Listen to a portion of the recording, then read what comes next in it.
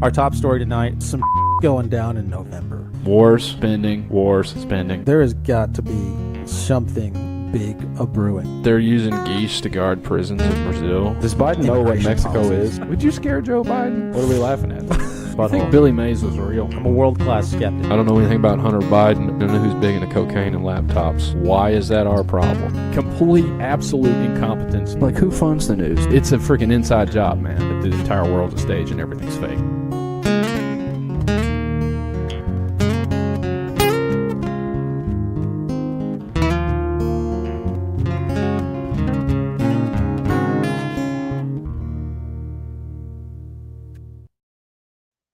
There it is. Welcome back, folks, to another edition of the Veritas Road. We are here tonight with Ben from End of the World News. Dude, thank you for doing this. Off the top, tell people where they can find you. We'll get the plugs out of the way, and then we'll get into the good stuff. I'm excited for this one. Well, boys, thank you for having me on. Much appreciated. Shout out to the group chat that's here. What's up, Neff Hunter and Garrison LT? You can find me at End of the World News on Instagram, or you can also find me on YouTube at End of the World's News, all one word with an S at the end of world. I also do upload my weekly podcast onto Spotify and iTunes or Apple Podcasts. Whatever it's called now. Whatever it's called. Yeah. John, what the hell are you doing? Shit, my bad. Nice. Okay. So I think John, if he can get his act together, is going to pull up the socials and the YouTube and everything. Okay. Nice. Do you have like a Patreon or anything? No, I haven't done Patreon. Maybe at some point when I get the numbers up a little bit, but I'm too worried about pissing off all the people who listen on Spotify by adding ads. So, because they get super pissed about it. They do, man. They get cranky. They get cranky fast. I'll let you know. They do. All you want from this is money, you heartless bastard. Like, oh, calm down. It's an ad for Blue Chew. Do you want to get hard or not? Like, you get to pick one. Oh, dude, that's funny. Blue Chew. That's all that's out. Blue Chew and Better Health. Like, getting hard in therapy. That's yeah, Spotify's like ads right that's there, all dude. Spotify's ads. All you That's get. it. Yeah. And they'll pick Awesome. anybody to, start pushing Blue Chew and stuff like that. No. 100%. Everybody's pushing Blue Chew now, and I realize it's not what we're here to talk about, but sometime we're gonna have to dive down that rabbit hole because I am curious. Why did boner pills become so popular so fast? Like with the advent of what is that site that pushes them? It's that men's health site where they like sell all the men's drugs, from like being bald, like guys who need hair meds, to blue. I can't remember what it's called. I'll figure it out, and we're going to talk about it on our next Tuesday stream, John. That became really popular. Off topic. So, Ben, thank you for taking the time to do this. We're super excited to get into this.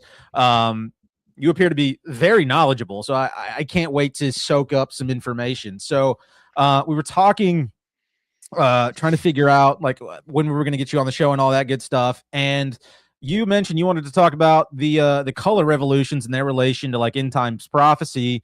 And because I am a functional retard, I didn't know what a color revolution was. I was like, is that a gay pride thing? What are they doing out there? Or is this in San Francisco? And I asked just to poll the audience because I was curious, like, are other people as dumb as me? Do they know what a color revolution is? I asked some people at work, what is a color revolution? And nobody knew what the hell it was. So just to lay the groundwork for the people, where does this story start for you? What's the groundwork of that concept? Well, I did a little bit of research when I first started getting into conspiracies, and especially lately. And if you look at any major revolution throughout history, if you dive into it, you find out that there's always a hidden hand behind it.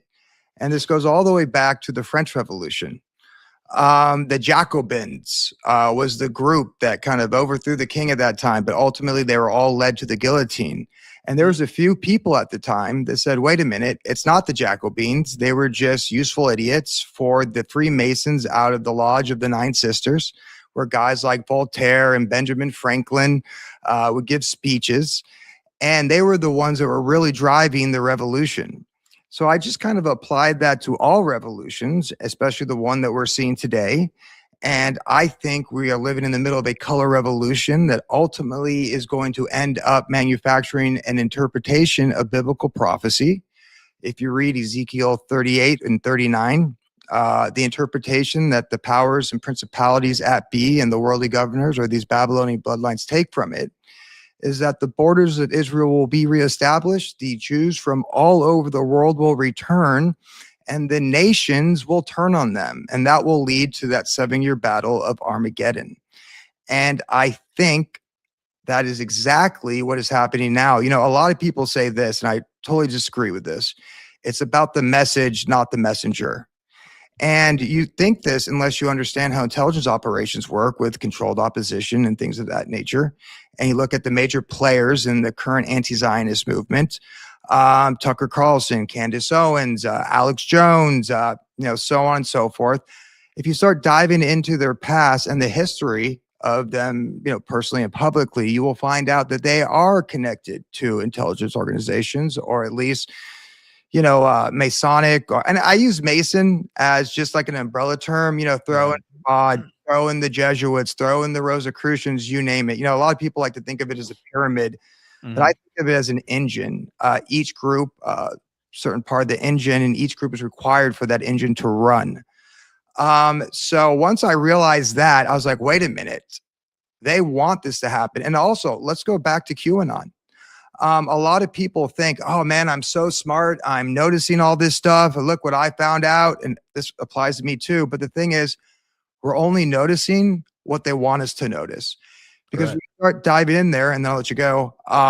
You quickly find out that QAnon was a psychological operation. Yeah. Operation Trust, Alexander Dugin. It was on 4chan. If you listen to the Epstein files, the Psyop cartel had their fingerprints all over that. And what happened with that psychological operation? They exposed themselves, right? So we're just basically we're basically noticing what they want us to notice, but ultimately it's to guide us in a certain direction where the nations turn on Israel. And if you take a look at what's happening, kind of like for the first time since, post World War II, that's exactly what's happening. Dang, I feel like there's so much to unpack even in that. But I guess so. The way I see that narrative kind of playing out is I didn't even trace it back to the French Revolution. I was thinking even back to like World War I, and like what were the bad guys, and what were they, like the black hand, the hidden hand? Wasn't there some kind of symbolism about that back then? That was the first thing I thought of. And then there were all the color revolutions. You'll see if you like look them up on Google, these like peaceful protests of weird movements in these like Slavic countries, Russian countries. I'm not great at geopolitics. Weird movements in those places where they're trying to make changes in the government. But the big one we've seen, and John has talked about this on the show a lot, is all of the noticing that's going on, all of the J noticing. I mean, you pointed that out. And it seems like that really hit a fever pitch around the Charlie Kirk shooting, right? And has continued at just an insane level since then. And so what I'm hearing is you're saying the whole goal of this is to bring about that prophecy in Daniel, where they're all going to go back to Jerusalem. Yeah. Oh, absolutely. Well, I mean, all you have to do is take a look at, they're trying to build the third temple. They got the red heifers ready to go. I think I just saw a picture that Andrew from 6G Agenda sent me of a new red heifer that they're actually growing in Jerusalem. But the thing is this, is they want to scapegoat Israel. And to me, that is, or they want to blame everything on the Jews. It's the Jews. It's the Jews. Right. But that's not how the world operates, right? And biblically, that's not how the world operates. Like, I believe the Bible when it says that Satan is the ruler of this world. I believe the Bible in Deuteronomy 32, where it talks about powers, principalities, or the sons of God, the rebellious sons of gods that rule over all the nations. And to give you a secular example of this, I think it's set up like the Game of Thrones. What do you have there? You have a realm with the various bloodlines. Some who take their lineage back to the dragons, right? Seraphim, literally relates to fiery dragon. They say that Satan was a seraphim. Hmm. So I think the true system of control is that you have powers and principalities that rule over all the nations. You have these ancient, Babylonian bloodlines that go all the way back, to the Tower of Babel, because the nations were created after that. And we're witnessing an off-Broadway production of the end of days. Now we'll have to see if it works.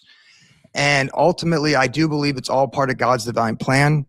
He knows everything that's going on here. I like to also point to Job, how, Satan was cruising the earth, and then he goes up to the kingdom of heaven with the other angels, and God goes, have you seen my servant Job? There's none like him. And, Satan goes, well, he's only praising you because you put a hedge around him. Take that protection away, see if he doesn't curse you in your face. And God goes, all right, game on. And then Satan goes back and, kills his family, destroys his farm, all to get Job to curse God. Clearly he doesn't. But the point being is, although that was Satan's plan to try to tempt Job, ultimately God okayed all of that. So I think that's what we're witnessing right now. I think these powers and principalities are trying to manufacture the biblical end of days in hopes to lead the battle of Armageddon. Dang. So that's heavy. I mean, that's very heavy. With all of the J noticing, as I want to move off of that here shortly, but with all of the noticing, I'm curious. So it feels like to me, and John, weigh in here, maybe we're reaching a point where it's kind of a damned if you do, damned if you don't kind of dichotomy, where it seems like there might be, and this is going to sound a little sketchy. It seems like there might be a particular population that maybe owns the porn industry and the finance industry and yada, yada, yada, that is either, I mean, do you think that this population is just a straight up scapegoat of the demonic entities that run this world? Or do you think there's some truth mixed in with all of the grabs for everybody's attention? Because it has become, I mean, we've talked about it a lot on this show. It's become very obvious that they're wanting to shift people's attention towards Israel, towards, well, just all the J noticing. They're very obviously trying to shift people's attention that direction. And John said this a number of times, like you should get nervous if you see somebody saying, hey, over here, look at this, look at all these guys, they wear tiny hats and they're weird. Like, you should get a little nervous about that, right? But is there some truth mixed in with that? Oh, absolutely. But the problem is they say it's the Jews who do it. Well, no, it's one Jew who owns OnlyFans, right? Or the Jews own the banking. No, it's a couple Jews that, the Rothschild family who owns the central banks, right? And also, let's just use that engine analogy for the porn industry.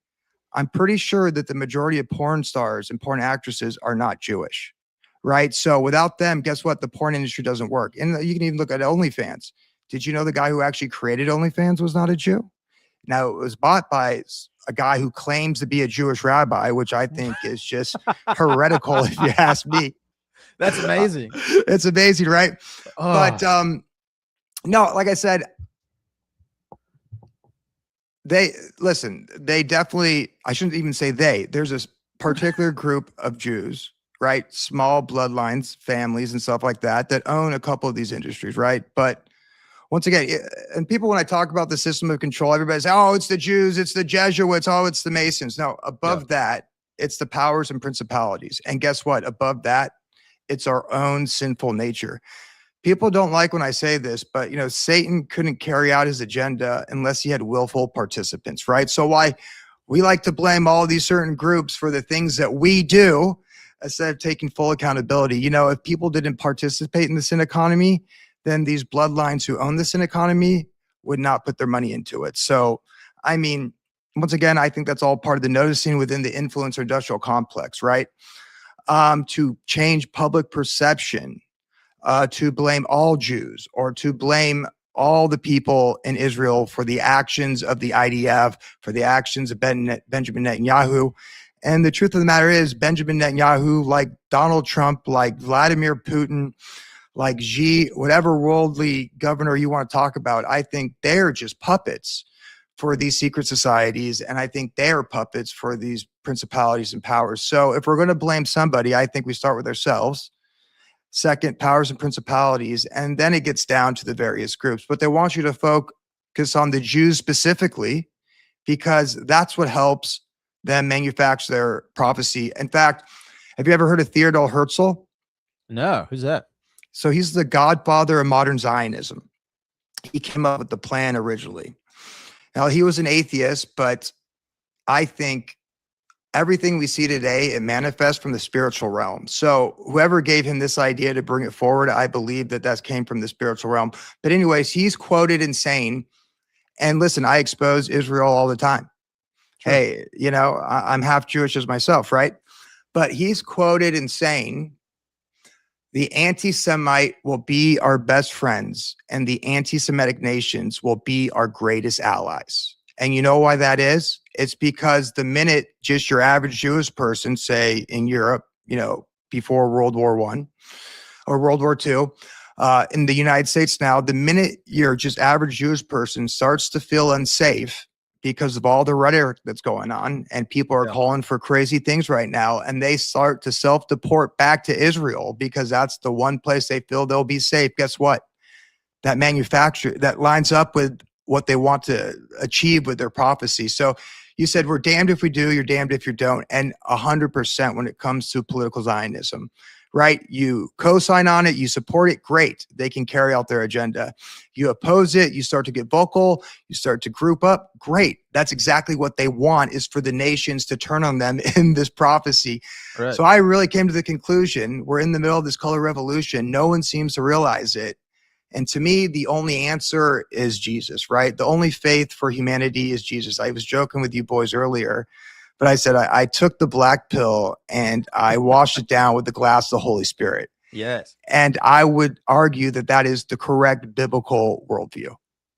I mean, I think that's one of my, that might be my favorite saying I've heard in a while. Like that is such a, that distills so much shit down into one short saying. I think that's phenomenal.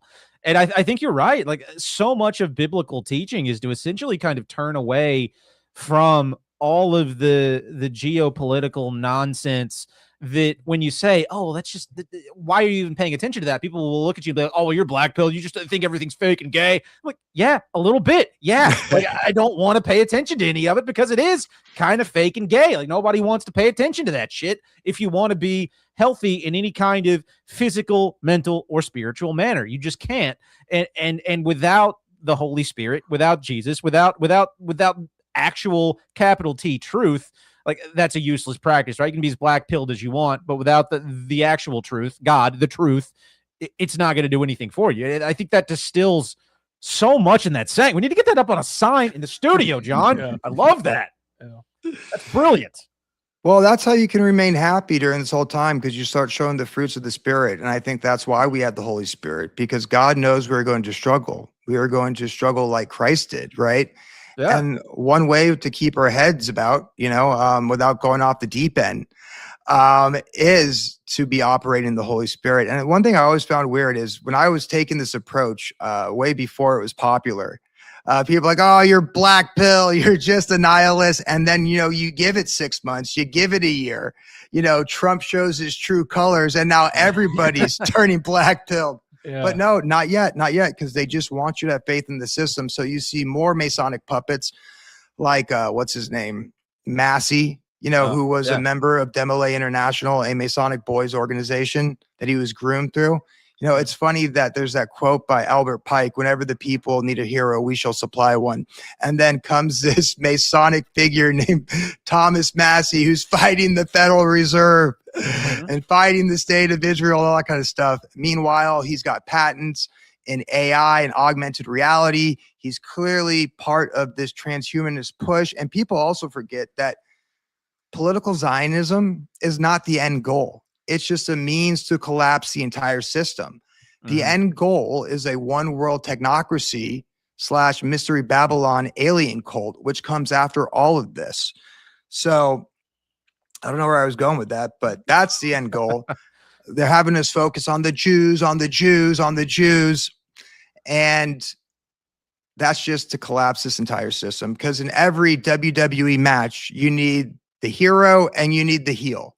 Right. And in this great war that we're having right now, or not now, but it looks like it's about to take place. That's exactly what I see. Because when you start diving into these people, you find out they're all connected. They're all part of the World Economic Forum. I remember when everybody was trying to tote, Vladimir Putin as this good guy fighting the NWO and the Psyop cartel. And then there's a video that gets uploaded maybe like 6 months to a year ago. It's the main Chabad rabbi, who's called Putin's rabbi, where he's talking to the camera and he says, hey, Putin runs everything by us whenever he wants to do something in the Middle East. So everything is fake and lame.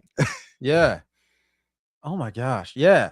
So curious, obviously they wouldn't be pushing these narratives if they didn't have any appeal, if they weren't catching on. And it seems like a lot of these narratives, be it the ones about the Jews, the ones about Thomas Matt, like all of these figures, all of these, you said it perfectly, all these heels and all these heroes really seem to be catching on with the masses. Why do you think narratives like blame it all on the Jews are so appealing to so many people? I mean, is it the opportunity to kind of offload responsibility for your own life and what's going on in the world? Is it something deeper and more like spiritual and metaphysical? Because that it does seem to have this odd, like very tantalizing, almost otherworldly appeal to some folks out there, where they go from being just a good old MAGA person to, deport all the Jews in the span of like a week and a half.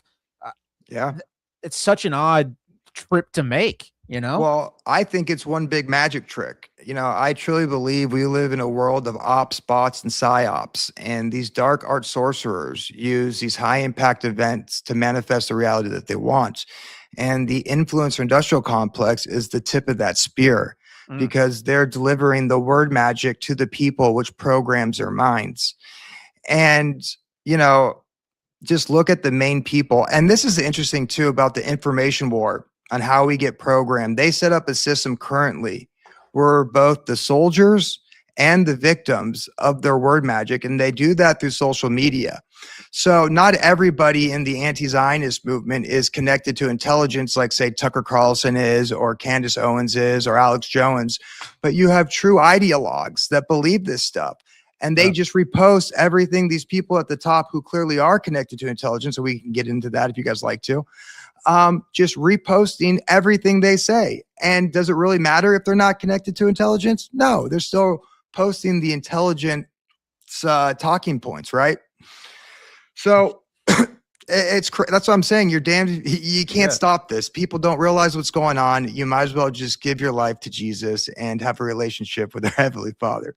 Yeah. I mean, what else is there to do? And they create the environment like to get the reaction that you want. Cause it's like, if you kind of look at how we got to the whole, anti-Zionism movement, it's like they first had to kind of come through the whole Trump thing in 2016 with the Q movement.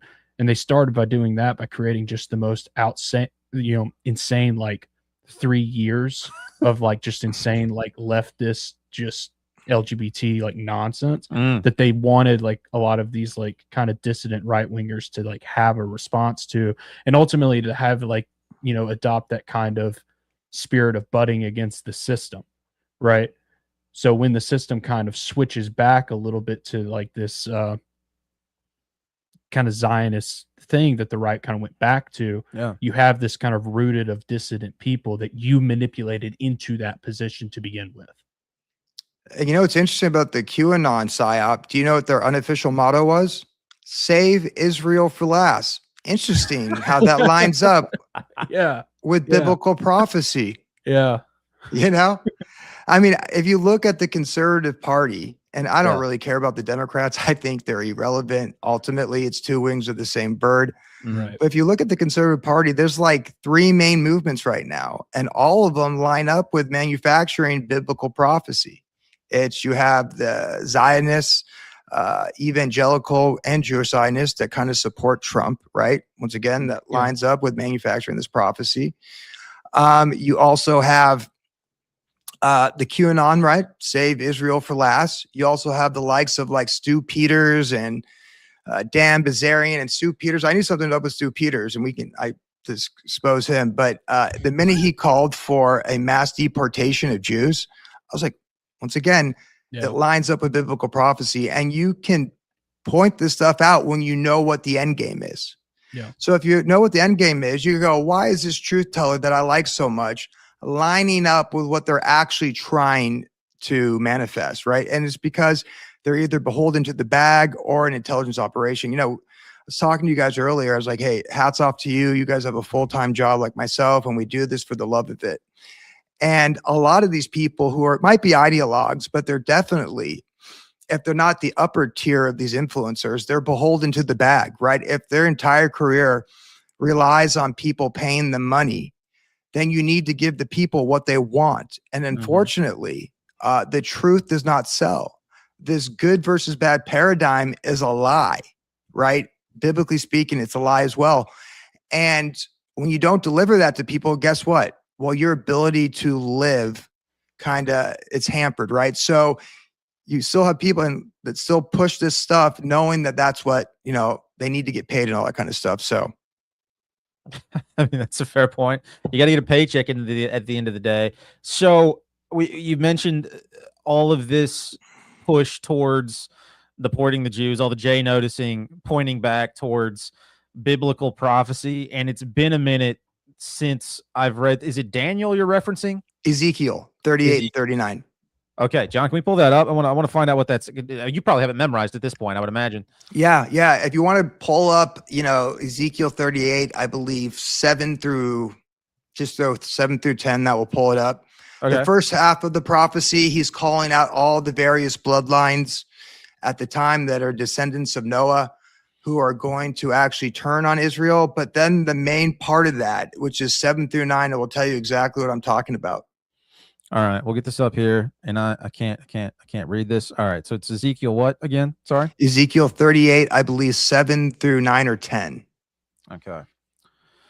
All right, so Ezekiel 38:7. Be thou prepared and prepare for thyself, thou and all thy so many thous and all thy company that are assembled unto thee, and be thou a guard unto them. After many days thou shalt be visited. In the latter years thou shalt come into the land that is brought back from the sword, and is gathered out of many people against the mountains of Israel, which have always been always waste. But it is brought forth out of the nations, and they shall dwell safely, all of them.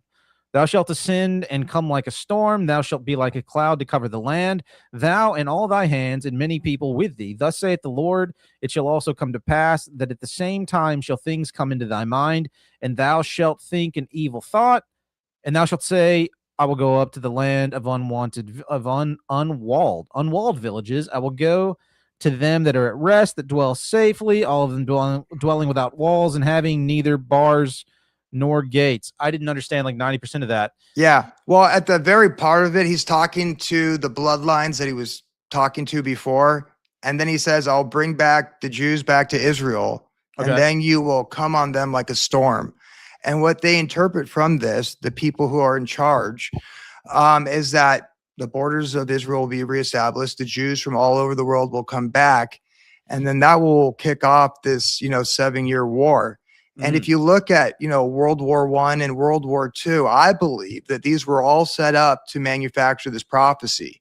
And even before World War I, with the Balfour Declaration, it was a letter from Lord Rothschild to Lord Balfour, who was representing the king at the time, about their intentions of reestablishing the borders of Israel, where Ottoman-controlled Palestine was. And as you know, he agreed to it. And what happened as a result? You have World War I. And if you ever want to know why something happens, don't pay attention to the talking heads during it. See what happens as a result, because that was always its intended purpose. And what happened after World War I? Well, the British Empire took control of Ottoman-controlled Palestine. It was actually called British-controlled Palestine for about 10 or 20 years. Problem is that the Jews in Europe and America didn't want to move back to Israel. And we're just talking about your normal Jews that were comfortable wherever they were. It's the run-of-the-mill Jays. Just your run-of-the-mill Jays, right? And how do you get them back? Well, you have this rise of this occultist. And yes, Hitler was an occultist. Right. He was brought to power by the Thule Society, who was channeling Atlantean aliens. And And before that really started, or the war kicked off, you have this thing called the T.V.R. Agreement, based in the year 1933. Interesting year, 33. Yeah, it's a little weird. Right? Where there was an agreement between Jewish Zionists in Germany and Nazis in Germany, which allowed 60,000 of the richest Jews to transfer 2/3 of their wealth back to Israel and allowed them to go back there, which kind of gave it a start. And then what happened after World War II? Well, all the Jews in Europe started to feel unsafe. A lot of them went back to Israel, and the rest moved over to the United States. Well, that's one half of that prophecy being fulfilled. Well, how do you get all the Jews to move back from America to Israel? Well, it's a combination of things. I think you have the actions of the IDF. I think you have the actions of Benjamin Netanyahu. You have QAnon, which is a Psyop that's exposing all this stuff, which is talking about saving Israel for last. And you have this rise of this anti-Zionist movement in America that's, at the very top, I think, corrupted with bad actors. They're now pointing this stuff out. And for the first time, Jews in America, right or wrong, you don't have to agree with it. I'm just telling you facts on the way they feel. They're starting to feel unsafe because they're like, well, what did I do? I did nothing wrong. Why are they saying I'm doing this, I'm doing that? And what I tell people, the minute the Jews start to feel unsafe and feel that the only solution for them is to move back to Israel, that's when you have to get on your knees and start praying, because that would mean that part of the prophecy is fulfilled, and we're going to move on to the next stage, which is going to be death and destruction that I wouldn't wish on anybody. Oh my gosh, that's heavy. That's so heavy, but I hate that makes so much sense. Because I mean, even a lot of these documentaries and like videos on the YouTubes out there trying to paint the Jewish population in a pleasant light. Maybe it's just me imagining it being in this space. They all seem to find just the rapiest looking Hasidic guys out there who just they look like they're hanging out with a knife and a glass of wine, just ready to cut a foreskin off. Like they find the creepiest people possible to try to say, oh no, you should like these people. You should really enjoy this creepy old man with the funny fur hat on the side of the road. He looks like he wants to touch your kids. You would think if you're trying to paint this population in a pleasant light, you'd bring, Rabbi Bill up, who's like a regular guy who just like hangs out with his grandkids, but it's none of that. It's all these super weird, like hyper conservative, I don't know what the right, Orthodox, I guess, Jews that don't play well. The Shabbat guys. Yeah. And they even do stuff to piss people off on purpose. I came to this realization about the whole noticing movement, right? Because if you look at what Mossad's unofficial motto is, it's through deception, we wage war. And I thought to myself one day, did all of a sudden they forget how to do that? Because it's so obvious in your face. And I'll just give you an example of this. Remember, I don't know if you saw this on X, but after the Charlie Kirk assassination, I don't even know if he's dead, though. He could be in Valhalla with Kash Patel kicking it with Pindar, the albino lizard king. But after that, you saw people go to Google Trends, right? And they started searching for keywords and names that were involved with this. And they found out that people in Israel and DC were searching these names specifically with this incident weeks before, right? That there's a digital breadcrumb that led back to Israel. And then it happened again with the whole, false flag attack in Australia. People were looking that up again. It happened with the DC shooter. And I just go, hey, you think that Mossad didn't have a group meeting after the first time it happened? For the love of Satan, please stop using Google to search assets in the field before it happens. Right. Like they've never heard of a VPN. They all the VPNs, right? So they're throwing 100%. This into our face. And I'll give you another example too. It's like, remember when Trump knows that his base is getting smaller and smaller. He knows that MAGA is defecting more and more and more. When they see this apparent AIPAC influence within his government, the Zionist influence, but yet he still has Benjamin Netanyahu over, and he gives him a key to Washington, D.C.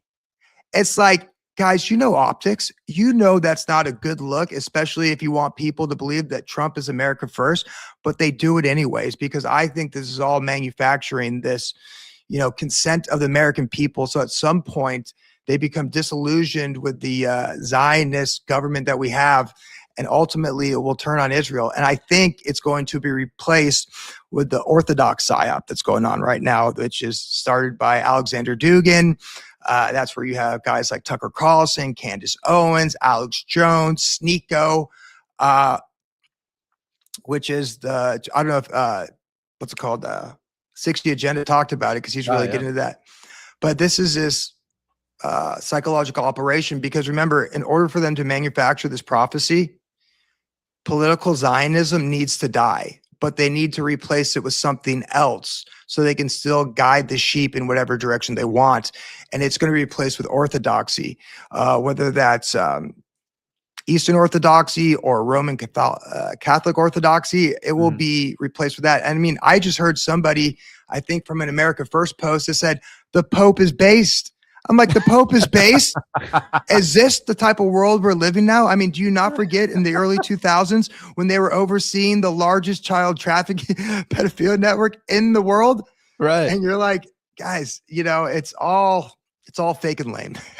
100%. And it's such a good point. Kind of when you look at all of those concepts, all those things, all those events kind of strung up together. This is one of the things we regularly hammer about narratives on the Veritas Road, is like the internal logic doesn't check out. These people aren't retarded. Mossad's not bad at doing what they do, right? These aren't morons. Do you think they just said, well, okay, there's a big spike looking for Jews right before that shooting in Australia. I guess we can't do anything about it. Let's just see what you think Mossad's doing that? It's the most completely retarded thought. Who thinks that's actually what happened? Yeah. Nobody. But like it doesn't matter, because at that point, it's already in the public consciousness, right? And it's all over the internet. And whether it's real or not, if that's what you want to believe, you are going to believe that. And more people are believing that. And in no way am I, taking any of the blame away from Israel. But what you got to understand is it's all countries, right? Like, biblically speaking, it's powers and principalities that rule over each nations. And they feed their population a different set of lies in order to control them. But ultimately, they're serving the same agenda, which is transhumanism, which is Mystery Babylon, which is a collapse of the current system, and to rebuild. And I think a depopulation agenda as well, if you look at the Georgia Guidestones. Right. And I've never really understood how that plays into the greater narrative. Because I get like the whole focus on the Jews. If you read the Bible, it's real Jew focused up until a good portion of the New Testament. And even then, it makes me feel kind of left out, actually. I feel a little bit left out reading the Bible. I'm like, where are the redheaded stepchilds of the Bible? I feel a little bit left out. Well, if you read real quick, you'll like this. If you read the book of Enoch, it talks about the birth of Noah. And apparently he was pale skin and red hair, and they actually thought he was a Nephilim. I don't recall that from me. I just finished Enoch. I'm gonna have to see if I can find that. If you find the chapter, The Birth of Noah, apparently in that book he had a pale white face and red hair, and like laser beams shooting out of his eyeballs when he was born. Yeah. Do you have something past that? No, I'm thinking it might be in Jubilees. No, I think about that. I feel like that's in Jubilees, but it's in one of them. But yeah, you've never heard that? No, I've never heard that at all. You think somebody would have told me that as a pale redheaded kid? Like somebody should have told me that before now. Damn. Yeah. Okay. And even in the Old Testament, I mean, people fight over the translation, but one idea is that David is described to have red hair as well. Okay, I'm in decent company. I'll take that. All right. All right. I feel better about life now, guys. Thank you. I needed that ego boost. It was a rough day. Where were we? I got excited about the redheaded saying thing. That the Bible was real Jewy. Yes, the Bible's real Jewy, and it does make sense. This whole continuation of the prophecy being very like Jew focused, right?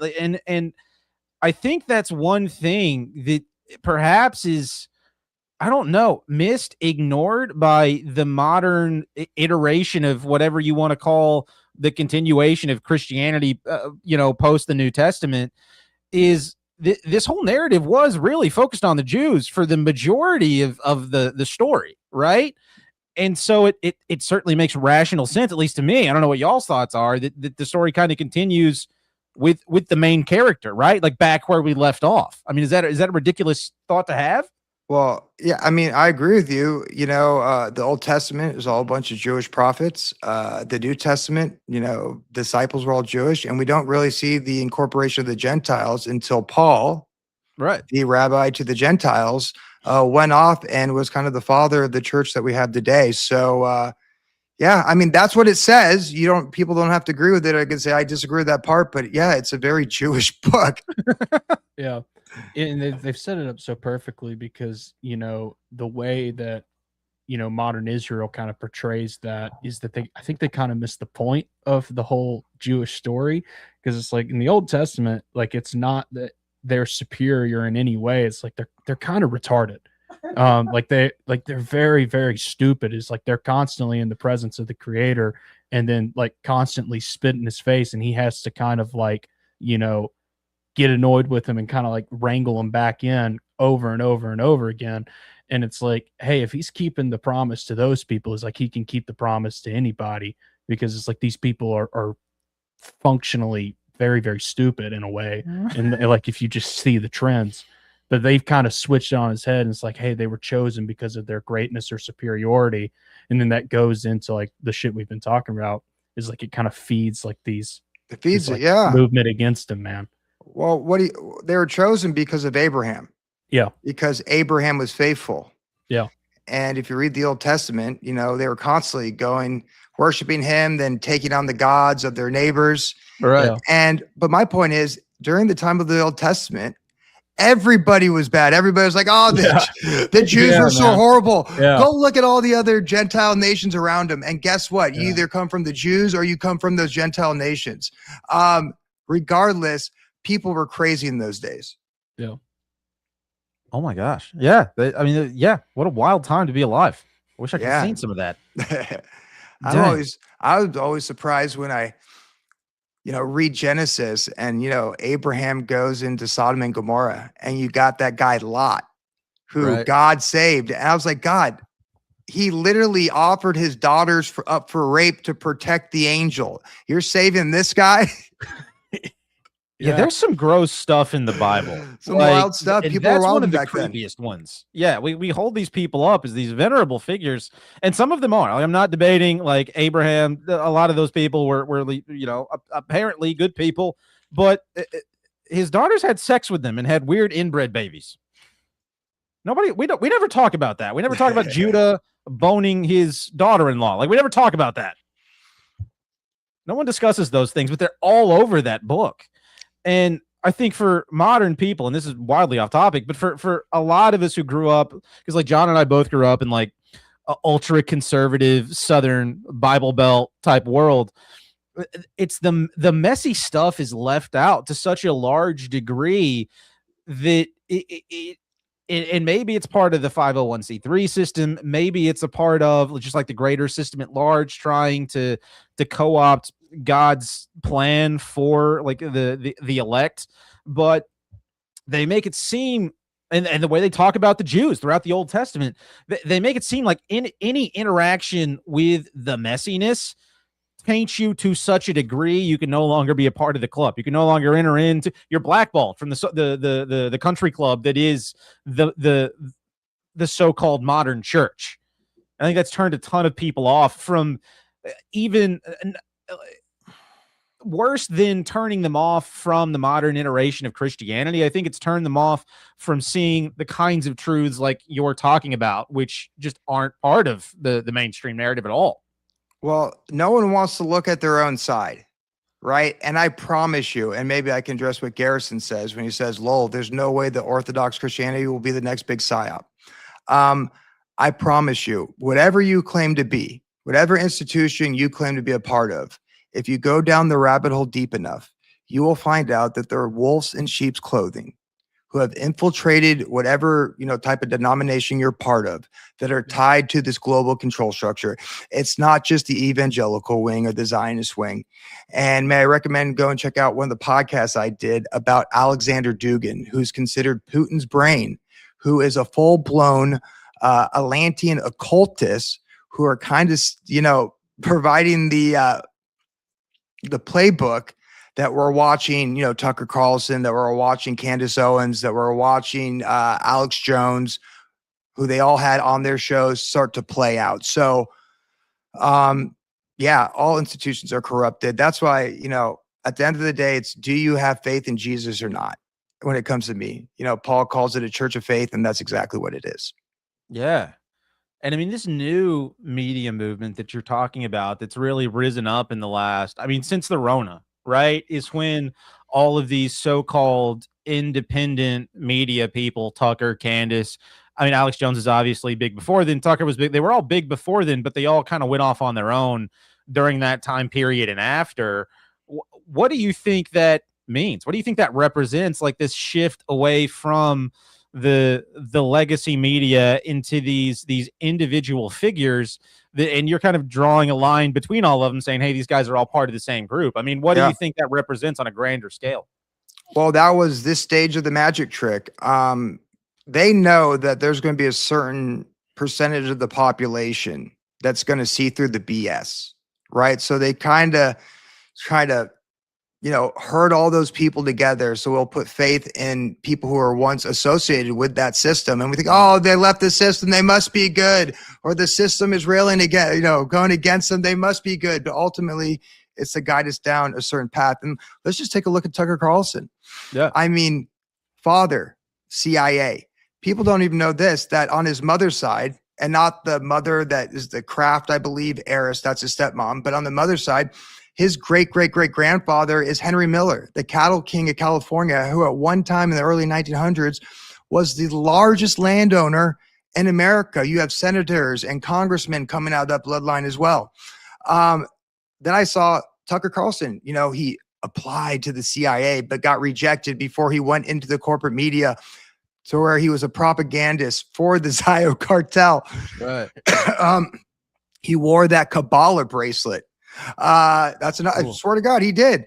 Yeah. And another thing that I love too, it's like, here the leader of the anti-Zionist movement, right? Tucker Carlson, because he has a broader appeal than, say, Candace Owens or Alex Jones, right? He's really going after the boomers, and he's a little bit more chill about it, but he's starting to change his tune a little bit there even. Right. But no one wants to talk about how the leader of the anti-Zionist movement has a 30+ year relationship with the demon building out the digital third temple, aka the surveillance state, Peter Thiel. Like, that's a big deal. Am I the only one that's crazy here? It's one big club. And like I said, once you start diving into these people and their past, you're like, wait a minute, are they part of the magic trick? Or let's just say Candace Owens. If I told you this, if I told you, who's a big, Larry Loomer, right?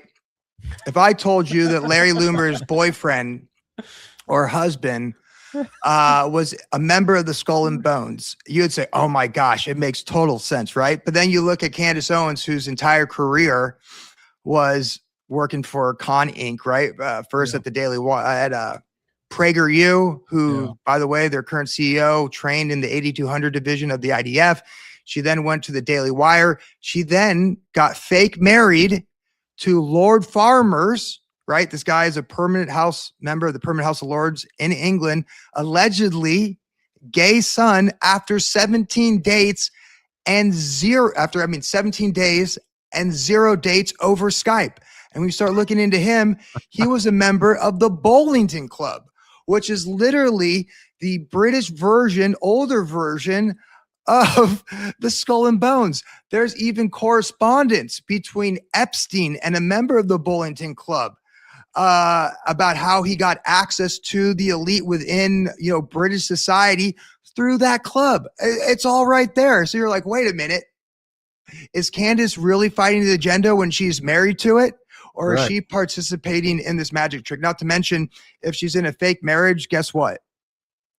her conversion to Catholicism is fake. And by the way, what picture did she pose about her conversion on her X handle? It was her with that priest with a checkerboard floor. So I'm just like, Oh my come on. gosh. Yeah, Yeah. it's all right there.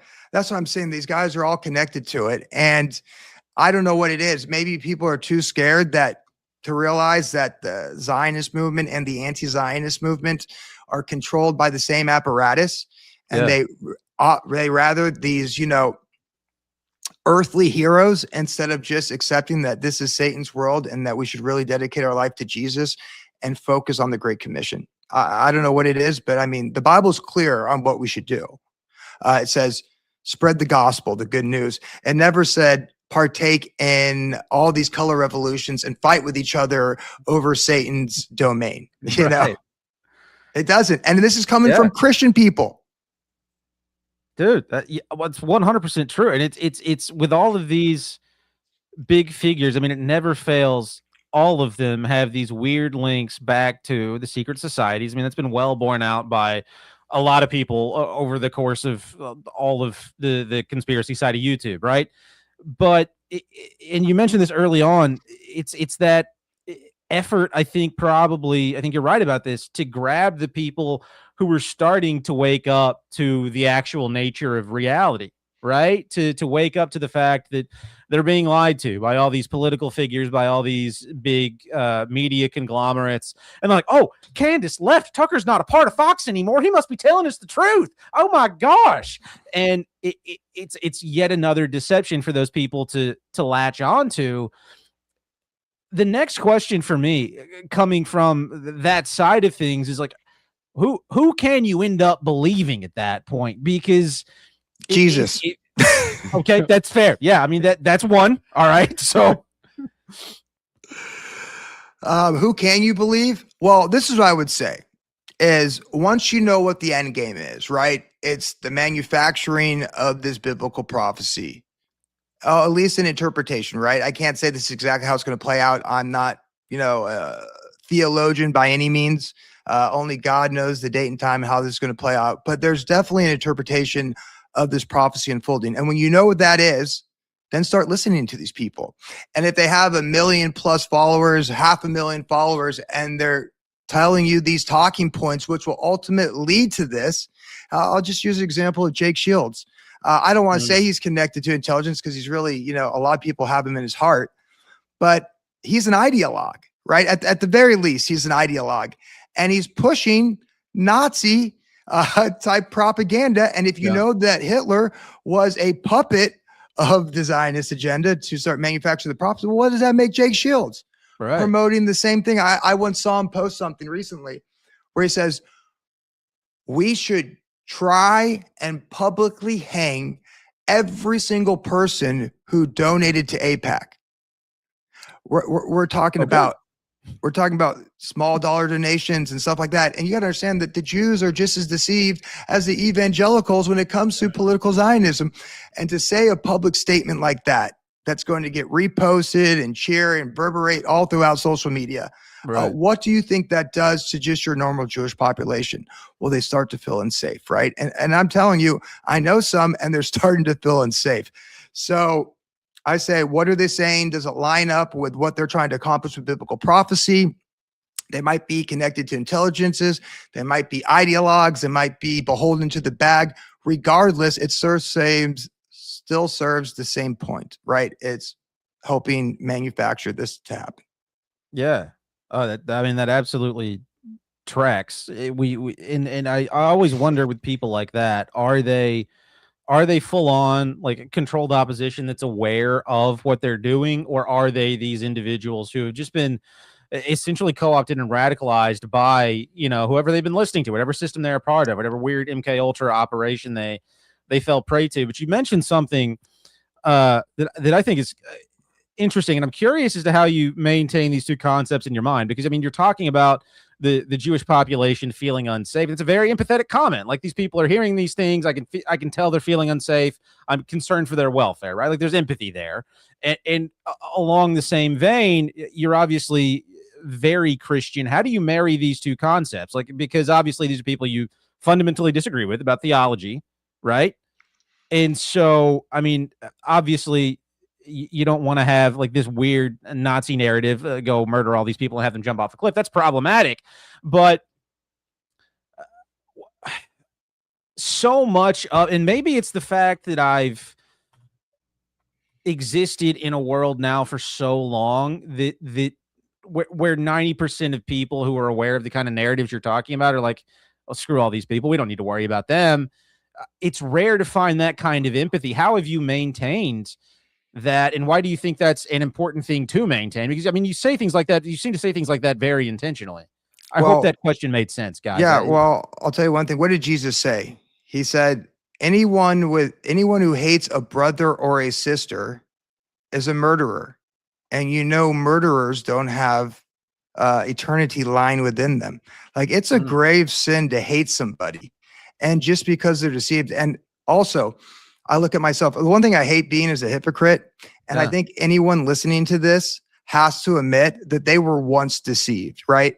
I mean, I know I was once deceived after 9/11 to support an invasion of the Middle East that actually killed about 5 million people. Not only did I support it, but I was rooting it on. Believe it or not, I was a libertarian neocon.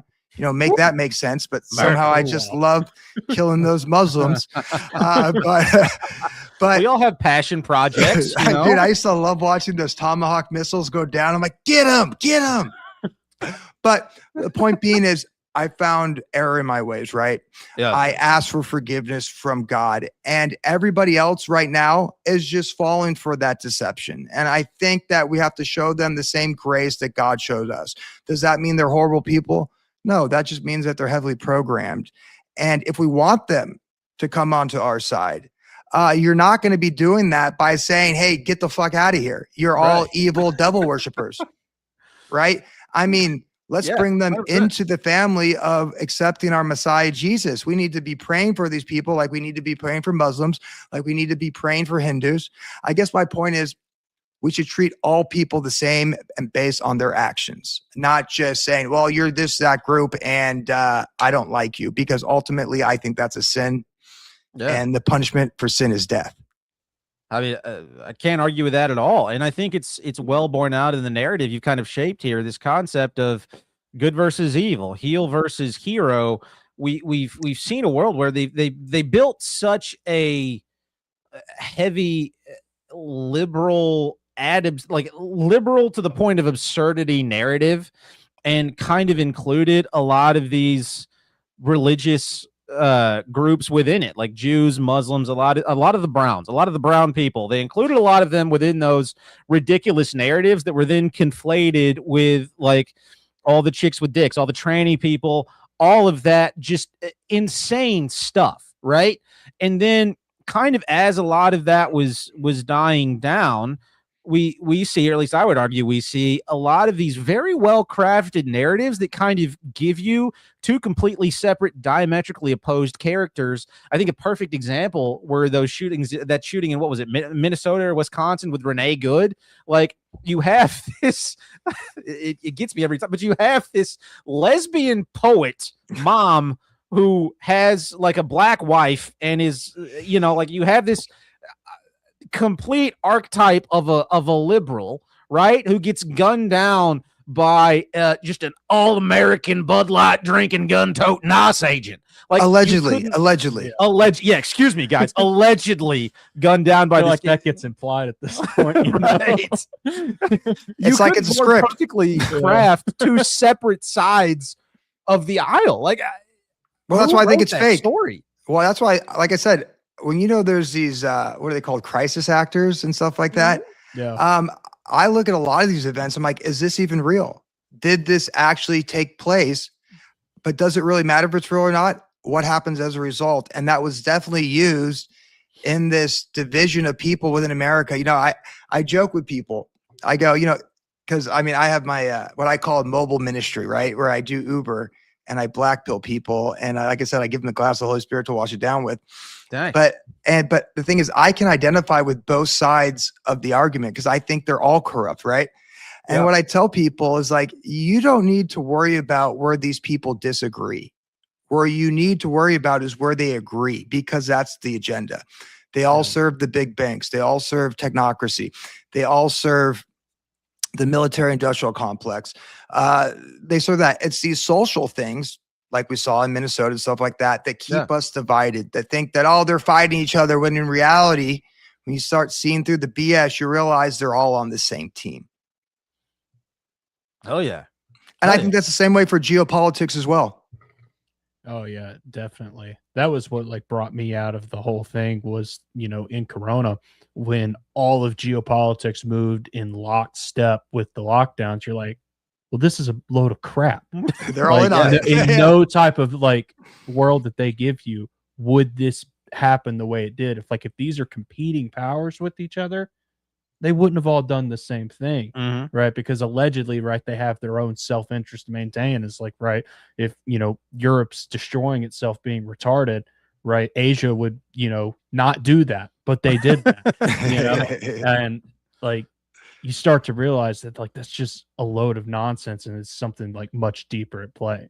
That's what got me into realizing it's like, oh, this is a spiritual component, because it's like this is acting like beyond like the nature of man at that point. Exactly. It's like how they're all working together congruently. There has to be something, some spiritual component that are working through all these people to achieve the same goal.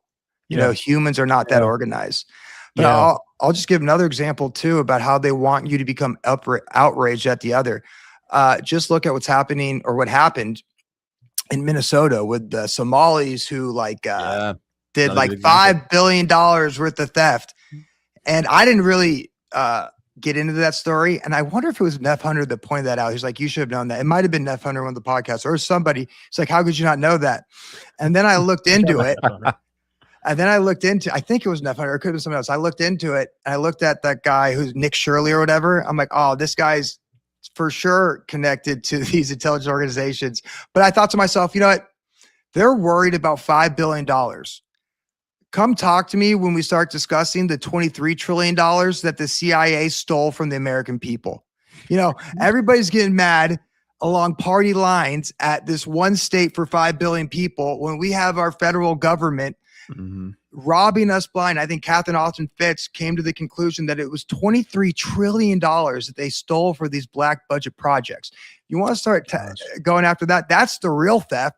This 5 billion right here is just like a carrot on a stick for you to get all crazy and start going ape on the other side, right? So once again, it's just like the oldest tactic, divide and conquer, or like how with the No Kings protests, you know, they're funded by George Soros, the Rockefellers, who was the other group? I think the Waltons or something like that, who directly benefit from this cheap labor. So why are they supporting the opposition?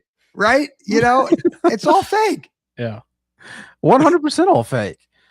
And I always wonder, because we talk about these things regularly, and it continues to blow my mind how the masses continue to be deceived on such a large scale by these obvious logical fallacies that are within the narrative, right? I mean, you mentioned it with the Black Lives Matter movement, all these protests. The people who are funding it aren't ideologically aligned with the actual like end goal of the organization. Yeah. And yet people continue to be like fully ideologically captured by these entities, and the ones that aren't, a lot of them just end up being these nihilists that don't care about anything. Why do y'all think that is? Like, because it seems like more and more people, instead of waking up to like a black pill with a good cup of the Holy Spirit, like you said, right, are just waking up to, son of a bitch, I've got to wake up another morning and go to work, and my wife's going to talk to me again today, and she's so annoying. My kids are little assholes. My boss is a bitch, and I just got to find a way to make it through to a glass of whiskey and pouring at the end. Like, that's what a lot of people are turning into now, instead of waking up to the actual reality that you're presenting. What's driving that desire for numbness instead of a search for honest to goodness truth? Maybe a little bit of fear. You know, unless I have hope in Jesus, it would be a really weird life to live, knowing how corrupt this entire system is. That regardless of what we do, like I said, when it comes to like something like political Zionism, you're damned if you do, you're damned if you don't. When that reality sets in, it can lead to a very nihilist way of thinking, which is why I don't recommend the black pill unless you have Jesus in your life, unless you have a relationship with our Heavenly Father. And maybe people are too scared. Maybe people just want a human leader. I mean, look at the Old Testament in Samuel. When God offered to be the king of the Israelites, they rejected him for what's called Saul, right? So, and I see that happening today. I mean, how many Christians are rejecting what Jesus commanded us to do For Trump. for Trump Yeah. or for Tucker Carlson? Right. Yeah. And listen, nowhere in the Bible does it say that Tucker Carlson's going to come on a white horse, unite humanity, and overthrow this tyrannical system that controls us. It doesn't happen. Nowhere does it say that. But I don't know what it is. Maybe it's because they're scared to admit it. Maybe they just want to be mad at somebody so they don't have to focus where they screw up or their own sin in their life. I don't know. Yeah, I mean, it's also it's almost how the spell, so to speak, maintains itself. Is like people, I think we're at a point where a lot of people do kind of recognize that like the societal structure and the systems that are kind of around us are kind of bullshit. And like if you ask any normal person, it's like what will they do? They'll bitch about how insurance works, right? They'll go and bitch about like, how corrupt the politicians are. They'll bitch about all these things, but then they'll continue to like engage with it. And it's like when you're engaging with something that you like know on some fundamental level is like corrupt and wrong, it almost dejects you to a point and it like compounds. Yeah. And I think there's a big element to that. And it's almost how the spell maintains itself and keeps itself going, is it forces people to deny what they know is like this like logical intuition that they have, like, hey, this is like effed up, but I'm going to like go and like deny that natural sense and engage with it anyway. Right. And it just keeps compounding and compounding and compounding. Well, I mean, think about this. And I mean, you can guess the number. How many Republicans, right, or conservatives, especially when Trump lost the second election, would go, it's fake. They manipulate all the votes. They stole the vote and they got in line the next 4 years later to vote. Well, is it corrupted? Do they control it all? Or does your vote matter? Pick one, but they'll say it's corrupted. And then on the other hand, they'll go and vote in a corrupted system that they know is corrupted. Make that make sense. It doesn't. The only thing I can think of is that this is one big magic spell, and magic spells are very strong. The whole magic idea is still one that's so confusing to me, and I need to do more research on the topic because obviously we all have this like childhood idea of magic spells, and there's part of me that still holds on to that because like everybody likes to talk about Jim Parsons and L. Ron Hubbard in the desert doing sex magic, making weird stuff happen, right?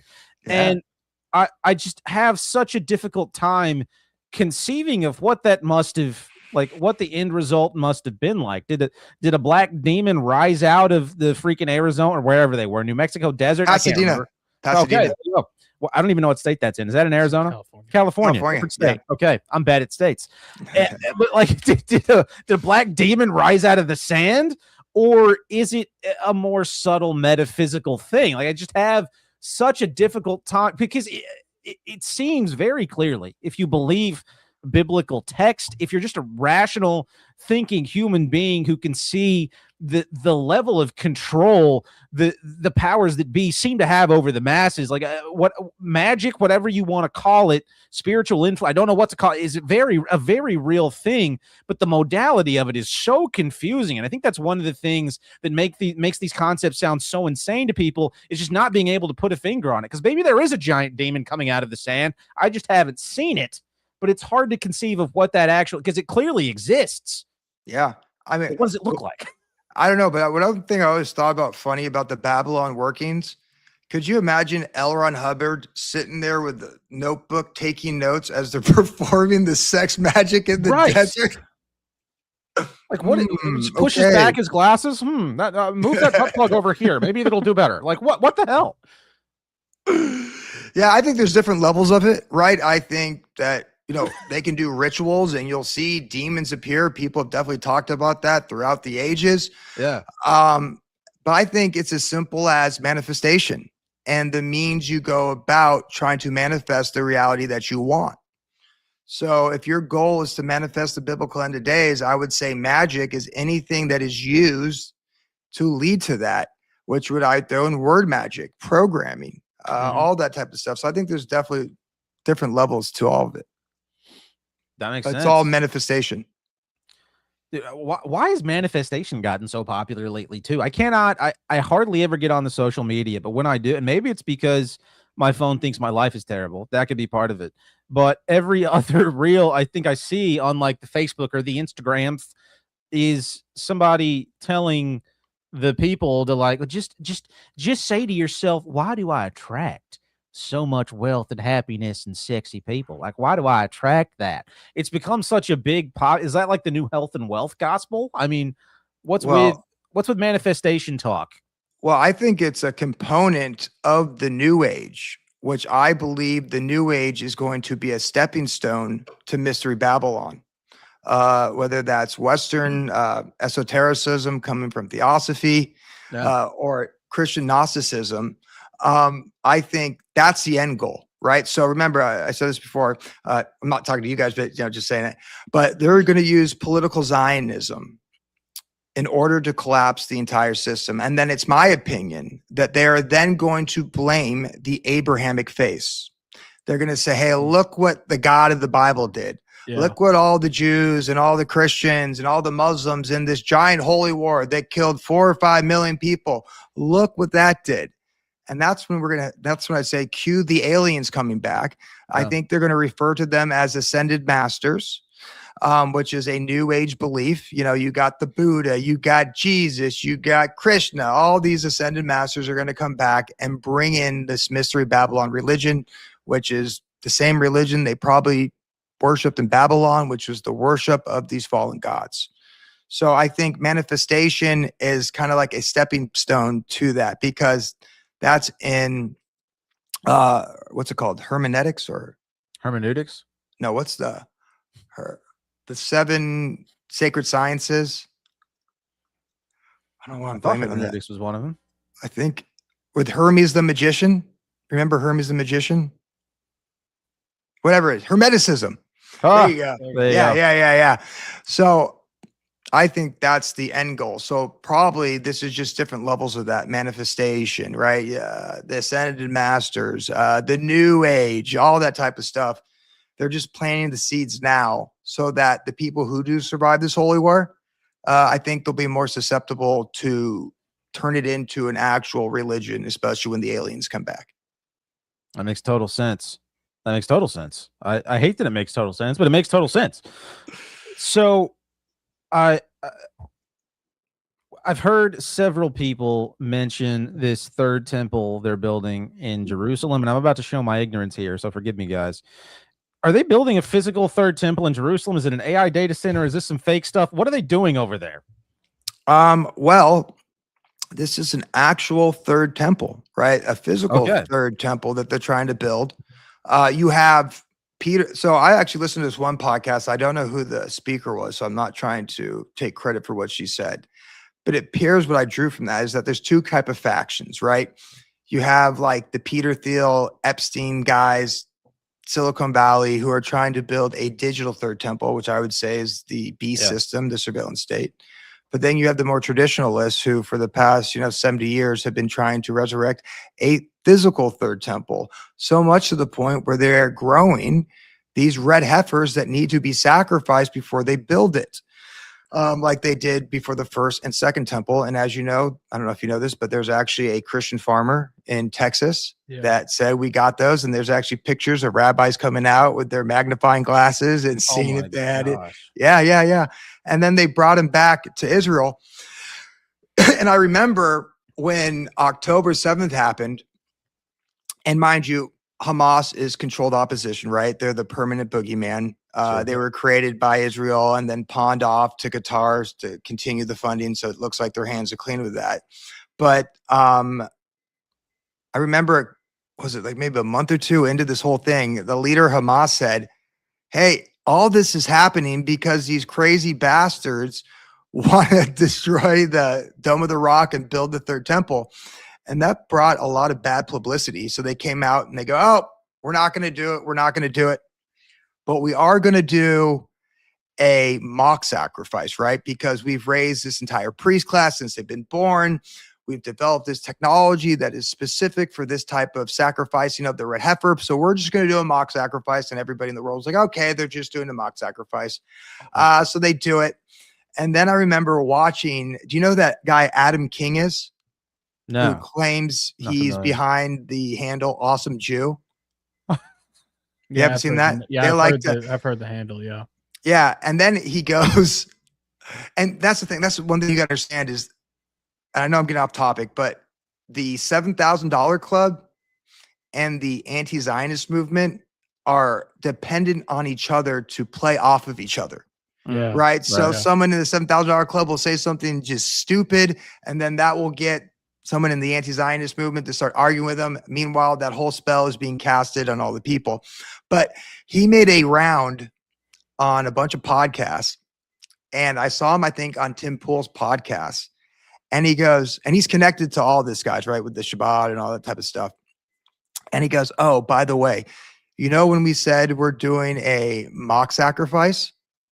No, we actually did a real one. And then he pulled out a baggie of a gram baggie of heifer ash. And he goes, and this is it. And I was like, whoa, that is nuts. But the point is, the only reason they're doing that, and you also see, you know, IDF soldiers with Third Temple patches on their uniforms. Oh my gosh. But the thing is that the only reason they're doing this is because of prophetic implications. There's no other reason to destroy the Dome of the Rock, which is why I think they have this battle with Iran that's going on that will pick back up in a couple days. I think this battle will go on as long as they need to, you know, destroy the Dome of the Rock. I think we're going to wake up one day and say, oh, look at Iran. And whether it's Iran or not, I don't know.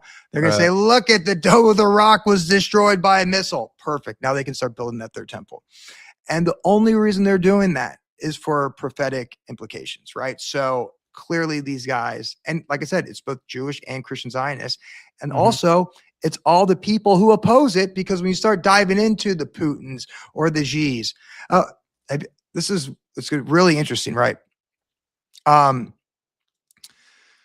Everybody looks at what's going on right now with Israel, Iran, and America, right? And we're like, well, you know, Iran clearly opposes Zionism, and Israel and America clearly oppose Iran, right?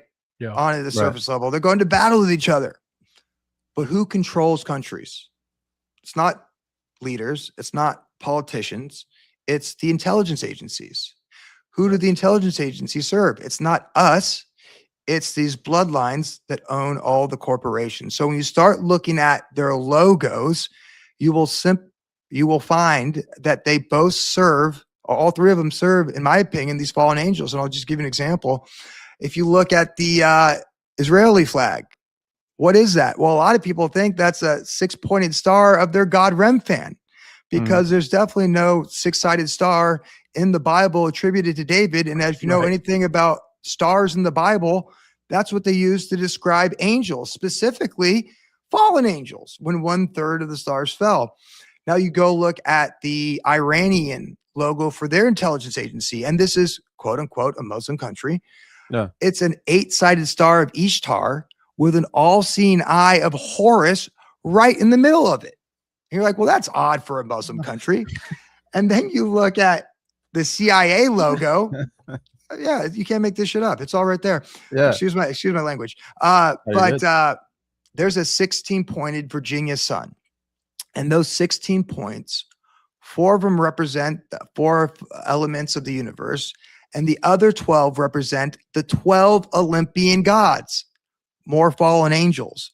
So the real players within these countries, within their logos, they're all paying homage to the gods that they serve. And this lines up with Deuteronomy 32, when God Yeah. created the nations and he assigned a lowercase god or a rebellious B'nai Elohim to rule over each one of them. It's all fake. And people are like, Yeah. oh, Iran's good. No, Israel's good. And to your point, it's like WWE. Uh-huh. And the people in the stands are on social media. So Netanyahu will come out and say something stupid, and then all the anti-Zionists will like, yeah. Right. And then it just goes back and forth, and it's all just one big theatrical release. And people just can't see that. Dude, that is one of those concepts that has been reintroduced to me over the past year. This whole idea, and we probably don't need to keep you too much longer, but this whole idea of God handing over the nations to fallen angels. That seems like such an odd thing for God to do. Obviously, at the point he did that, that was I'm trying to recall, that was post Tower of Babel. Yeah, it was the result of the Tower of Babel. Right. And so I guess these were garbage people, and he's like, here, go be ruled by these garbage fallen angels. I guess that's the concept. But that's one of those things that I always struggle with. The idea of a benevolent God handing any people over to these demonic entities. Like that always rattles me. It doesn't matter how many times I hear it, that always rattles me. But he always had a plan, right? So they were building the Tower of Babel, and I don't think it was just some tower that reached to the sky vertically where they could reach the heavens. It was more like a ziggurat or a pyramid. And some people think that could have been some type of technology. I mean, I believe the root word for Babel is Akkadian is like Babili, and it means portal or gateway to the gods, right? So they were trying to take the fight to God, and God goes, you know what? This is before the prescribed time. You guys are up to no good. You're all speaking the same language, and I'm going to divorce you, right, for the time being. But guess what? There's always a plan, and that's where he took Israel for himself, right? Because the plan was always to birth the Messiah, so all of us can get salvation through him. And at some point, the Israelites rejected God as their king and quite possibly fell under the rule of these other principalities. We know at one point, all but 7,000 were worshiping the god Baal. Mm-hmm. But the whole point to protect the Israelites and specific bloodlines, like the bloodline of David, is to have an unblemished bloodline that would result in Messiah, right? And thank God that he did that, so we can all be grafted in and have our sins forgiven by that ultimate sacrifice that he made. Yeah. I mean, it's a little bit of a similar concept of what Paul's saying about the member of the church in Corinth when he says, hey, deliver him unto Satan for a little while so that the flesh might be destroyed, so the soul might be saved. Is like, I mean, kind of what he's saying there is like, hey, he's got to he's got to go and kind of go on his own, right, into his own devices, right, and go and kind of a little bit get to rock bottom in a way, so that he might actually come back into grace. And to deliver unto Satan is to deliver unto the gods of the nations in a way. So it's like it was always, as Ben said, it was always planned out that like, hey, you're going to go away, you're going to come back. It was like the whole setting up the story of redemption. Right. I'm all about that. I mean, especially I used to be a giant atheist, and I had my own problems with, drugs and alcohol. And, mine might have been drugs and alcohol, but somebody might be a different vice, a different sin. And unfortunately, maybe it's part of the human condition. We only call out to God when we're in need, right? So that idea of offering it onto Satan so the flesh could be destroyed, I think God will allow us to break ourselves, exhaust all of our earthly options. So we're forced to call on him. So maybe that was part of the rationale when he assigned these lowercase gods, these rebellious B'nai Elohim that hate humanity, in hopes that it would break us to the point where we then have to call out to God for help. Because that's what happened to me. And I think that happens to a lot of people when they were atheists or whatever, and then they came to God or Christ. Right. Yeah, dude. Shout out, Jules. Glad you're in the chat. He gave us a Rumble rant. StreamYard sucks. It's like, hey, John Carson, sorry your account got hit, Ben. World's a stage. All actors keep crushing, fellas. Thanks, Appreciate Jules. it, Jules. Good to Great see you, pilled. buddy. I like great pilled. Yeah, he's awesome. Thanks, buddy. Yeah, we'll have to have you on again sometime soon. Yeah. Jake is retarded. That's what I'm saying. Like, is he connected to intelligence, or did he just get hit in the face too hard? Because he just goes, chew, chew, chew. Yeah. Hey, Jake, you're playing into the hands of the Zionists. They want you to do that. Chew, chew. You know, I mean, Yeah. Well, it's become such low-hanging fruit now. I think a lot of these retards just do like you want to be part of the club, you know? yeah. Like it's a great way to find acceptance in the community out you there. know, back in the day, it used to cost something. Like, you know, when it was like when it was like Owen Benjamin doing it, it's like Owen Benjamin got blackballed from Hollywood and Right. had his entire material life destroyed. Now it's, you know, guys like Jake Shields can make, you know, millions upon millions of dollars, and, you know, Nick Fuentes and all these guys of just Yeah. the lowest hanging BS that like you could try a little harder at least. But it's hilarious. They go, oh, the one thing you can't talk about is the Jews and Israel. It's like, wait a minute. All the biggest podcasts in the country, what do they talk about? Yeah. The Jews in Israel. No one's listening to the mainstream media anymore. No one's listening to the $7,000 club. And that's 100%. exactly what they're talking about.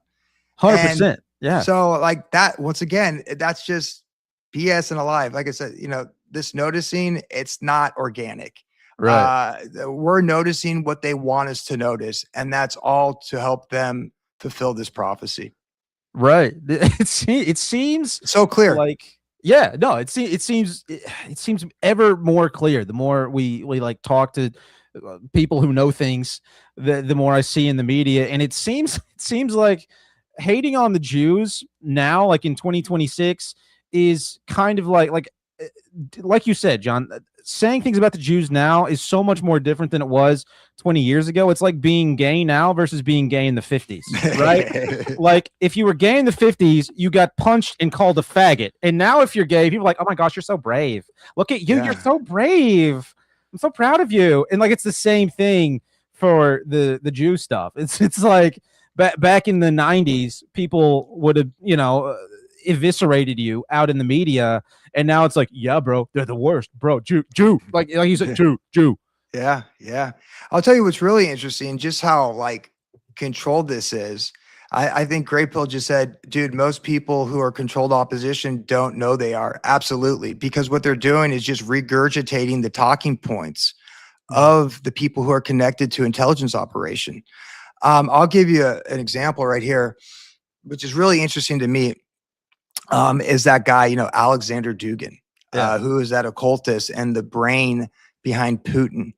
And, you know, his political philosophy is rooted in Atlantean mythology, theosophy.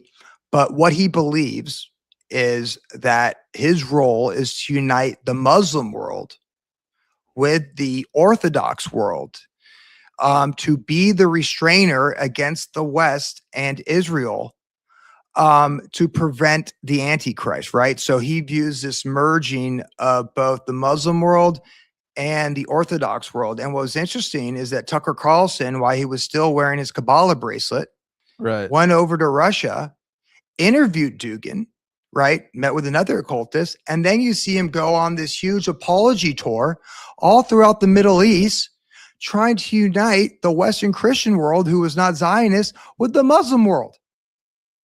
And you're like, what are the odds that he's doing exactly what Dugin, who's a known occultist? I mean, he has a paper in 95 talking about how he's a Gnostic.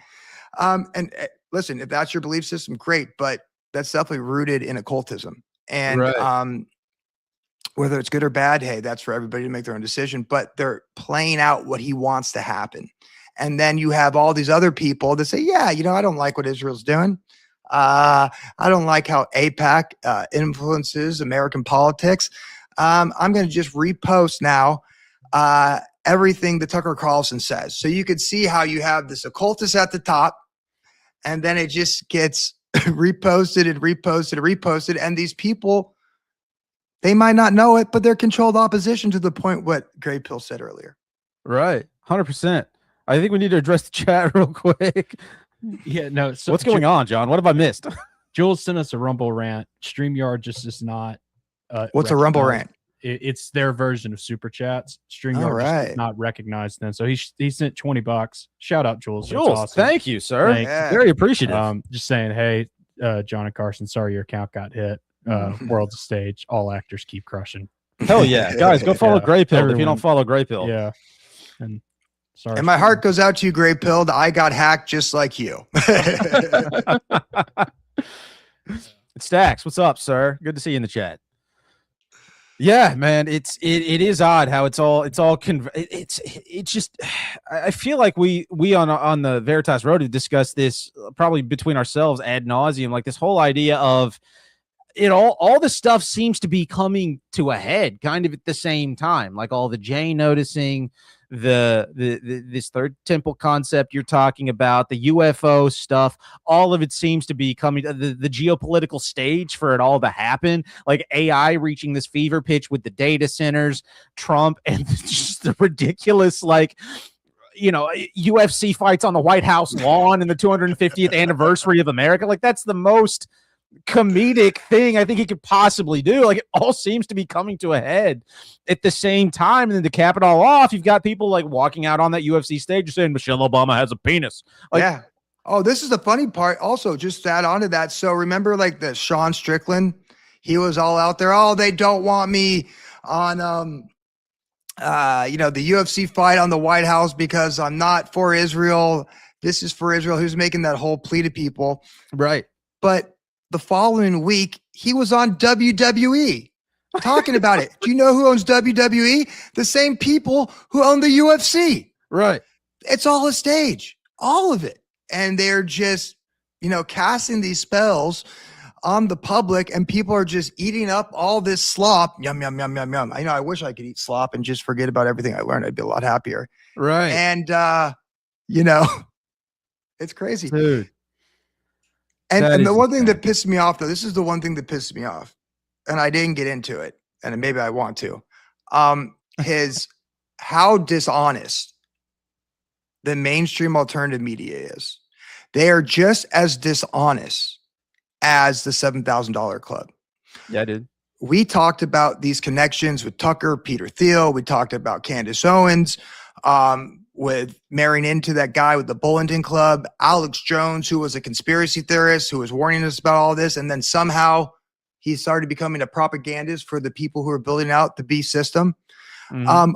What they refuse to do is call a spade a spade. They refuse to look into their own side. They'll call out the Zionist agenda, but they refuse to call out these weird things about the leaders of the anti-Zionist movement. And to me, that is just as dishonest as the $7,000 club. Yeah, I mean, it's all people who have this vested interest in one area or another, whether it's for financial reasons, power, whatever it happens to be. They're all co-opted in one way or another, and it is impressive how they've kind of built that. You said it perfectly. Like this mainstream alternative media up to recapture the masses, to recapture people who were starting to shift away. And it's totally false. It's fake. It's gay. It's ridiculous. Yeah. 100%. Yeah. 100%. So I'm curious then with this whole narrative kind of coming to a head, this whole idea of, everything reaching a fever pitch, people doing all the J noticing, Israel, like making this push to build the third temple, like you're talking about. It sounds a little bleak, right? And it is. And it makes you wonder. Yeah. Thank you for recognizing that. Because so often when I say that, people are like, no, it's not bleak. Your life's gone to shit, but that's a good thing. Like, it's good that you're miserable. And I think that's a ridiculous thing to say. So thank you for that. Yeah, it's funny. When I'm in my Uber ride, they're like, how can you tell me that all this is happening and still have a smile on your face? Right. Yeah. So I'm curious, what keeps you from just swallowing a bottle full of sleeping pills, and B, what do you think people should do in light of that potential reality? Like, how do you behave? Because that seems like a reality that's almost like inescapably dark. like I said, if you're going to take the black pill, wash it down with the glass of the Holy Spirit. And then your perspective on reality will change, right? Everybody talks about like these spiritual battles that are going on. It's like these demons are waging war against us, you know, physically through kinetic wars, through our food, culturally. These are all spiritual battles, but they forget these are all components of the greater spiritual war. And it's over our salvation. I truly believe that. And our only weapon for that is the gospel. So that's why I'm still happy. Like, do I have faith that humanity is going to come together and overthrow the Psyop cartel and what they're trying to do? Absolutely not. Yeah. But do I have faith that people will come to Jesus, have a relationship with our Heavenly Father? I do. And I think that's where we can play a role in all of this. So, and it is what it is. Like we can't stop this. Like there's too much toothpaste out of the tube for them to put it back in. You mentioned it. Third temple, aliens, World War III, the AI data centers, this beast system that they're ushering out. You think that us waking up to this and voicing our discontent with it is going to make them stop a multi-generational plan that has trillions and trillions of dollars behind it? No. What they'll do is they'll kill the opposition, which I think that's what their plan is over the next 3 or 4 years, till they whittle down the population to a cool 500 million, like the Georgia Guidestones would suggest. Mhm. I think that's when we'll see the major technological revolution, all the technology they've been working in these black budget projects, in DARPA and things of that nature. So yeah, that's what's going to happen. So I guess what I hold on to is my faith during all of it. And that's why I'm, happy. And I do have hope that humanity will, turn to God. That's a big hope. I wish I shared that hope on a lot of days. That is, that's positive though. I mean, I like how positive that is. It's just, it's hard to see that a lot of days. John, Yeah. I mean, John, do you have any questions? Anything you want to mention as we kind of wind this down? That's a great place to end it, I think. Yeah, I wholeheartedly agree. Ben, man, thank you for taking the time to do this. This has been a blast. Yeah, man. Thank you so much. And I'll get you on our show in a couple of weeks. I'll throw you over some dates and let's do it. Sure. Hell yeah. And shout out Neff Hunter, shout out Grey Pilled, and a few others are up there. I forget. Yeah, Stacks. Stacks, yeah. Yeah. I had a great time talking with you guys. And yeah. So there is hope, just not in this earthly realm. Right. Absolutely. Right. 100%. I get on board with that. Well, dude, let the people know where they can find you again. Go follow him. End of the World's News on YouTube, or End of the World News on Instagram. On Instagram, I make like 3-minute videos where I talk about all this stuff, and that's a little bit more digestible. That's where my bigger audience is. Nice. But this is where I do a weekly podcast. I do sometimes twice a week. And one of them, we just do straight news. The other one is when I get into the influencer industrial complex and how everything is fake and lame. I'm gonna have to start tuning into that more often. That sounds super interesting. Actually, we just did one on Stu Peters. His career arc is hilarious. I believe it. I heard a little bit of that, I think, and it is wild. Oh yeah. I mean, he's been a con artist from the beginning, and he ended as a con artist when he sold his, what was that shit coin that he did called J-Proof? Yeah. Right. So And if you fell for that one, that's a lesson you got to learn on your own. Hell yeah. It's so true. Like, you deserve to lose your money. Agreed. Like, if you buy a coin called J-Proof, that is. He's like, it's the Jews. And meanwhile, here I'm going to go rip people off that follow me with this shit coin. That's the most Jewish thing I can think of to possibly do. Yeah, that's such a good Do you point. see what I'm saying? Like, that's what I'm saying. It's just about as much the messenger as it is the message. Hey, listen, and I'm all for a Saul to Paul moment. I had that in my own life as a non-believer. Yeah. But what did Paul dedicate his life to? The gospel, right? He didn't dedicate his life to anything but the gospel. 100%. And he wasn't masquerading as something he wasn't up until that point. Like, he was full on, I'm killing all the Christians. That's my goal today. I'm going to wake up and I'm going to find a Christian. I'm going to murder that guy. Like, he was honest about who he was. And I think that's super important. A lot of these people aren't. They're not honest about who they are. Sorry, I didn't mean to get off on a tangent. No. But yeah, man, awesome. Thank you for doing this, guys. If you don't follow Into the World News anywhere, go follow it. It's a good time. Highly recommend. About do we have any? I've lost track of what dates we have coming up, John. Yeah, our next guest is the Berean Files are coming on. Oh, I like the Brain Files. Yeah, they're coming on July 10th at 7 p.m. Central to talk. That's right. Yeah, blood and occult rituals and yeah, in the Bible. It's going to be a great time. Yeah, I'm very excited looking about forward that. to I love those guys. So I think that's the only. That's all we have scheduled. We have up, potentially a very busy July. Yeah. So yeah. We'll be here with some solo content as well in the meantime. So. Yeah. Well, awesome, man. Thank you again for doing this. Appreciate it. Yeah. All right, folks. Well, thanks for listening, and we will catch you guys on the next one. Bye.